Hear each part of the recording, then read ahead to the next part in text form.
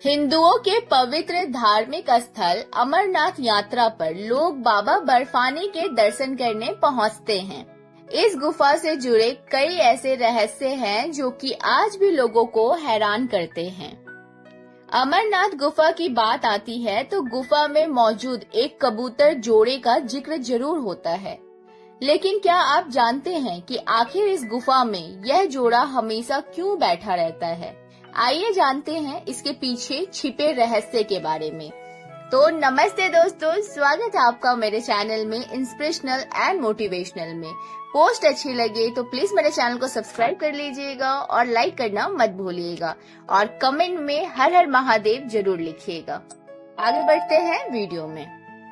अमरनाथ हिंदुओं के सबसे पवित्र तीर्थ स्थलों में से एक है और हर साल यहाँ लाखों की संख्या में सिख भक्त दर्शन के लिए आते हैं। अमरनाथ यात्रा को बहुत ही कठिन माना गया है और कहते हैं कि इस कठिन यात्रा को पार कर जब बाबा बर्फानी के दर्शन होते हैं तो व्यक्ति को मोक्ष की प्राप्ति होती है। अमरनाथ गुफा में हर साल बर्फ से अद्भुत शिवलिंग का निर्माण होता है और इसलिए इसे स्वयंभू भी कहा जाता है। इसके अलावा ये भी मान्यता है कि इस गुफा में भगवान शिव ने माता पार्वती को अमर होने की कथा सुनाई थी और इसलिए इसे अमृतत्व के नाम से भी जाना जाता है। पौराणिक कथाओं के अनुसार अमरनाथ के इस पवित्र गुफा में भगवान शिव ने माता पार्वती को मोक्ष का मार्ग दिखाया था। इस दौरान भोलेनाथ और माता पार्वती के बीच एक संवाद हुआ था। कथा के अनुसार एक बार माता पार्वती ने भगवान शिव से मोक्ष का मार्ग जानने की उत्सुकता जताई, जिसके बाद भोलेनाथ उन्हें लेकर एकांत में गए, जहां कोई अन्य इस संवाद को ना सुन सके। जब भगवान शिव यह अमृत ज्ञान माता पार्वती को सुना रहे थे तो उस समय वहां एक कबूतर का जोड़ा उसी गुफा में मौजूद था।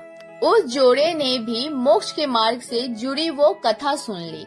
कहते हैं कि इस कथा को सुनने के बाद यह कबूतर का जोड़ा अमर हो गया और आज तक इस गुफा में मौजूद है। सबसे आश्चर्य की बात यह है कि अमरनाथ गुफा में या उसके आसपास ऑक्सीजन की कमी है और खाने पीने का साधन भी नहीं है। बावजूद इसके यह कबूतर वहां रहते हैं। कहा जाता है कि बाबा बर्फानी के दर्शन के बाद अगर इस कबूतर जोड़े के दर्शन हो जाए तो बहुत ही शुभ माना जाता है। और एक अन्य कथा भी प्रचलित है। एक अन्य पौराणिक कथा के अनुसार जब भगवान शिव माता पार्वती को अमृत ज्ञान सुना रहे थे तो उस गुफा में एक शुक यानी हरी कंठ वाला तोता भी मौजूद था, जो कि यह ज्ञान सुन रहा था। कथा सुनते समय माता पार्वती को नींद आ गई। ऐसे में उनकी जगह वह सुक कथा के दौरान हुंकार भरने लगा। जब भगवान शिव को यह बात पता चली तो वो सुक को मारने के लिए दौड़े और उसके पीछे अपना त्रिशूल छोड़ा। सुक अपनी जान बचाने के लिए तीनों लोकों में भागता रहा, फिर व्यास जी के आश्रम में आ गया, जहाँ वो सूक्ष्म रूप धारण कर व्यास जी की पत्नी के मुख में घुस गया और उनके गर्भ में रह गया। पौराणिक कथा के अनुसार 12 वर्ष तक वह सुक उसी गर्भ में रहा।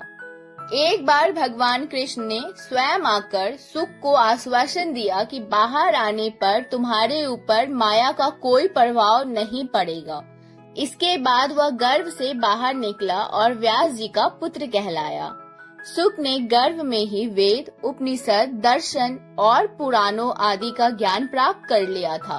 गर्भ से बाहर आते ही सुक ने घोर तपस्या की और बाद में सुखदेव मुनि के नाम से दुनिया में प्रसिद्ध हुए। तो दोस्तों, ये थी पौराणिक कथाएं अमरनाथ गुफा की, जहां कबूतर के जोड़े आज भी बैठे हुए हैं और उन्हें अमरता का वरदान मिला हुआ है।